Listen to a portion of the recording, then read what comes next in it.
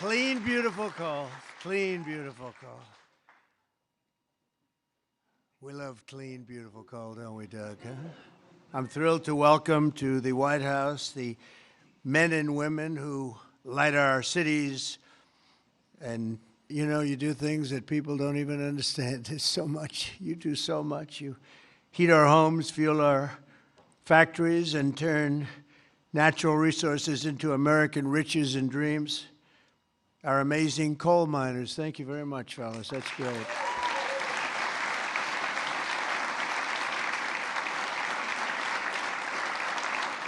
And I know you well. I know you well. I think I get about 97% of your vote.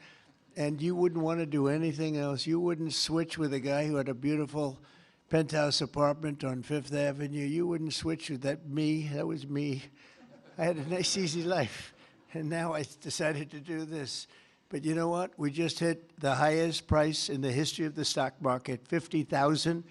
And a lot of people are getting rich with your 401ks and everything else. So our country is back. We have the hottest country anywhere in the world. So it's pretty cool, right? So I want to just tell you, I really appreciate you being here. You're special people. You got mistreated very badly for a long period of time. But you've never had a better friend in the Oval Office than me. And I'm proud to officially name the undisputed, when did this come out, Mr. Speaker? The undisputed champion of beautiful, clean coal. We have to proceed. Always, I don't use the word coal. It needs a PR job because it had a bad reputation for a while. So we're not allowed to say the word coal anymore. It has to be preceded by beautiful, clean coal, okay? We're cleaning it up. Very good. And we're delighted to be joined by Secretary Doug Burgum, who's done a fantastic job from the great coal mining state of North Dakota. And thanks as well to Speaker of the House, Mike Johnson, a fantastic guy who's doing a great job. Thank you, Mike. EPA Administrator Lee Zeldin. He's our secret weapon. He's getting those approvals done in record-setting time. True. Great Senators John Barrasso and Jim Justice. Thank you very much for being here. Hi, Jim. Been a long time, Jim. You're looking good. Shelley Moore Capito. Thank you, Shelley. Thank you very much, darling.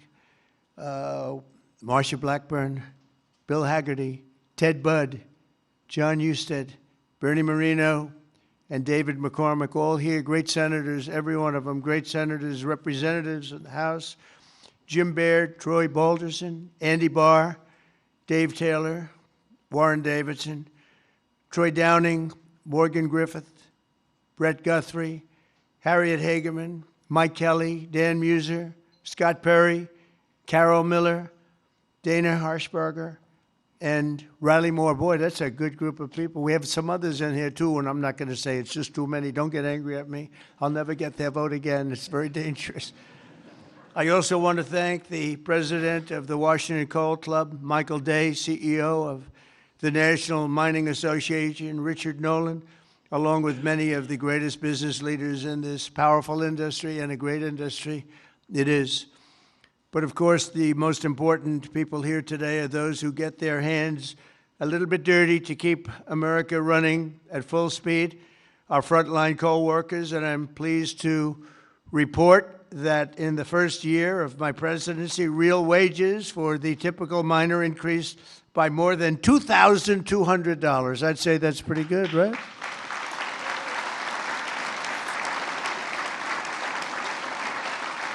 And I'll give you the bad news. It's the first time that that's happened in more than 27 years, all right? Those other presidents didn't take good care of you. They didn't take good care of you at all. They didn't realize what they had. The last time many of us were together, I signed a historic executive order to ensure that America's beautiful clean coal plants would keep running when we need it most, and that's 24 hours a day in rain, sleet, and snow. You know, coal can operate when other substances can't. The Biden administration, he had no clue what he was doing. Shut down dozens of coal plants. They shut them down. Literally, it seemed like one a week, one a day. They were shutting them down left and right as fast as you could. They were paying people to shut down a coal plant. And if we had stayed on the ruinous path, we would have seen mass suffering and rolling blackouts all over the country. We would have had blackouts right now all over the country. We would have had a country that, worse than blackouts, every other thing would have been wrong with it too, with all of the horrible things that took place at our border. And right now our border is 100% secure. First time in the history of our country, actually. And you see it all the time. So instead, when large parts of our country were hit with winter storms, it was coal that kept the power on, and it was coal that never was bothered by cold weather, warm weather. It's never bothered by anything. It just keeps on chugging, right? During this vicious storm, and they had some really bad ones, coal generation surged 31%, while solar and wind totally collapsed. I'm not a big fan of those crazy windmills that are all made in China. You know, they're made in China, but not used by China. Let's look for a couple of wind farms in China, see if you can find one. They sell us those things for fortunes, but we don't do them anymore. Have we done any this year, Doug? We're not going to do any, hopefully for 4 years in this country. They're losers. They lose. You're supposed to make money with energy, not lose money with energy. And they lose a lot of money.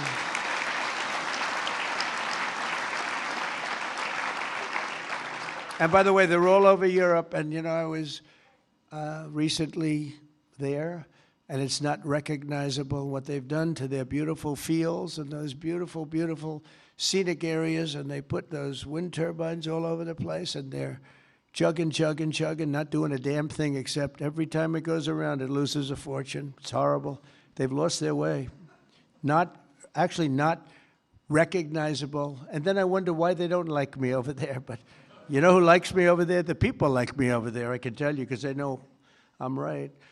More than 200 million Americans across 35 states were impacted by the storm, and the only reason most were able to take a hot shower was thanks to the power provided by the most reliable, dependable, and really dependable form of energy that we have, and that's clean, beautiful coal. Biden and the radical left wanted to abolish coal. They did everything they could, everything possible. But on day one of this administration, I ended the war on coal. We terminated the Green New Scam, and we withdrew from the unfair, one-sided Paris Climate Accord. That was another beauty we had. We paid $1 trillion. Nobody else had to pay 10 cents.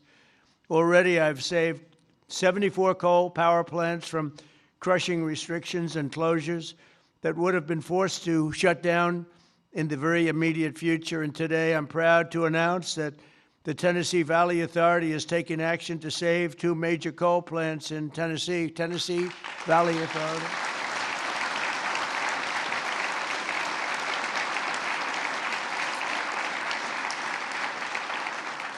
The plants are the Cumberland Fossil Plant and the Cumberland City. It's in Cumberland City. It's a big, beautiful thing that they just wanted to shut down. You know, the Tennessee Valley Authority has gone in a very stupid, very bad direction. The head of it, it's considered sort of semi-private. It's supposed to be semi-public, but it's semi-private. It's the highest paid government-type official in history. I think they pay them $10 million a year. They're paying them $10 million. I think the Speaker of the House wants to resign and head the Tennessee Valley Authority. And he could do a much better job, I can tell you that. Is that right, Doug? They pay him $10 million a year. Can you believe it? Well, Trump is on the scene now. We're going to make his life miserable. $10 million. I wonder what he got before he got that job. Probably making $150,000, right? And the Kingston fossil plant in Harriman, Tennessee, so they're going to remain open, and they're going to be vibrant. They're going to be improved, built up, and continue to do all the things that they do. These 2 plants were slated for termination, but we're going to save over 450 jobs by keeping them going and going strong. In addition, I'm directing the Department of Energy to issue funds to coal plants in West Virginia, Ohio, North Carolina, and Kentucky to keep them online and keep those plants open. Right, Jim?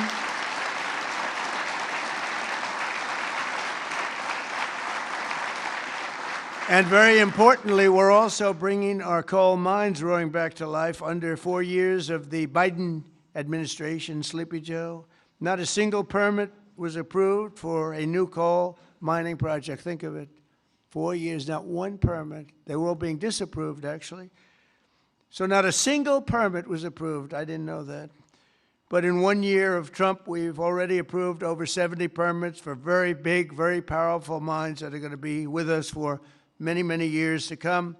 And we did that over the last 30 days. We did more than half of them because we have the system going now. It's a very reliable source, great source. If you look at some of the most prosperous places in the world, they run on coal. Since I took office, coal production is up by nearly 4 million tons a month after falling for decades. I mean, literally decades. Coal power generation is up by nearly 15% in my first year, and that number is going to be about 25 or 30% this coming year, at least. These pro-American energy policies are bringing energy prices way down. You see what's happening even with gasoline. I was in Iowa